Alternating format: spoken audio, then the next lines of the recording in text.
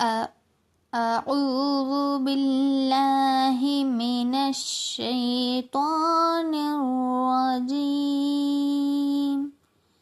بسم الله الرحمن الرحيم يا أيها الناس اعبدوا ربكم الذي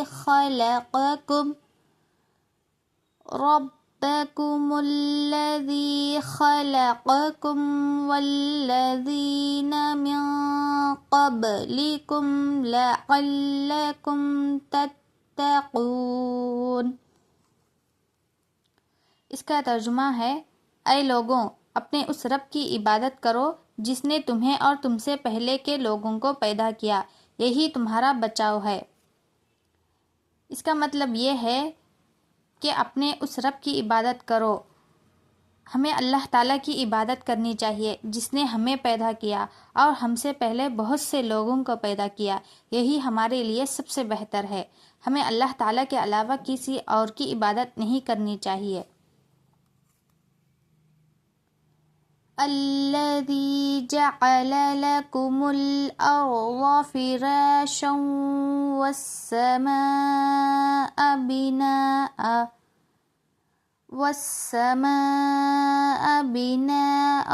وأنزل من السماء ماء فأخرج به من الثمرات رزقا لكم فلا تجعلوا لله أندادا وأنتم تعلمون۔ جس نے تمہارے لیے زمین کو فرش اور آسمان کو چھت بنایا اور آسمان سے پانی اتار کر اس سے پھل پیدا کر کے تمہیں روزی دی، خبردار باوجود جاننے کے اللہ کے شریک مقرر نہ کرو۔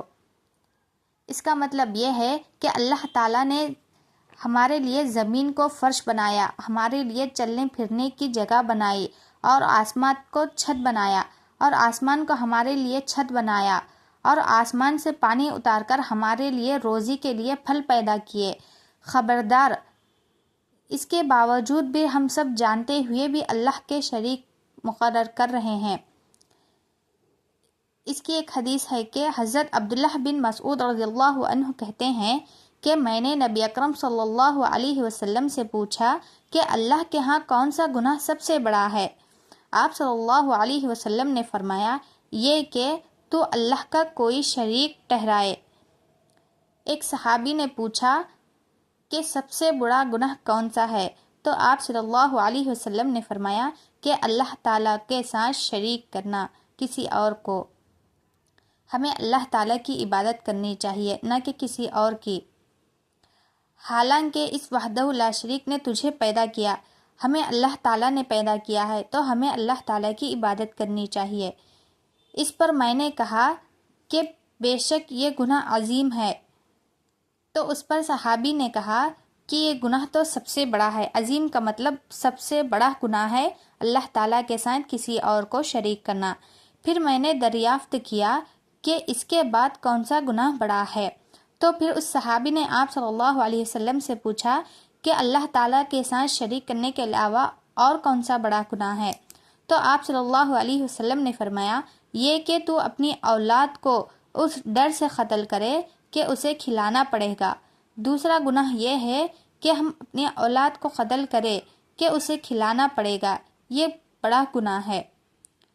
پھر صحابی نے آپ صلی اللہ علیہ وسلم سے عرض کیا کہ اس کے بعد کس گناہ کا درجہ ہے؟ ان دونوں گناہوں کے بعد کون سا گناہ کا درجہ ہے؟ تو آپ صلی اللہ علیہ وسلم نے ارشاد کیا، یہ کہ تو پڑوسی کی بیوی سے زنا کرے۔ ہمیں اللہ تعالیٰ کی عبادت کرنی چاہیے جس نے ہمیں پیدا کیا، جس نے ہمیں روزی دی، جس نے ہمیں زمین کو فرش بنایا اور آسمان کو چھت بنایا اور ہمیں کھانے پینے کی چیزیں فراہم کی، تو اس کے ساتھ ہمیں کسی کو شریک نہیں کرنا چاہیے۔ ہمیں اللہ تعالیٰ کی عبادت کرنی چاہیے، یہی ہمارے لیے سب سے بہتر ہے۔ اسی طرح کی اور بھی ویڈیوز دیکھنے کے لیے اس ویڈیو کو لائک اور چینل کو سبسکرائب ضرور کر لیجئے، تاکہ آپ لوگوں کو اس طرح کی اور بھی ویڈیوز دیکھنے کو ملے اور آپ لوگوں کو قرآن سیکھنے اور سمجھنے کا موقع ملے۔ اللہ حافظ۔ السلام علیکم ورحمۃ اللہ وبرکاتہ۔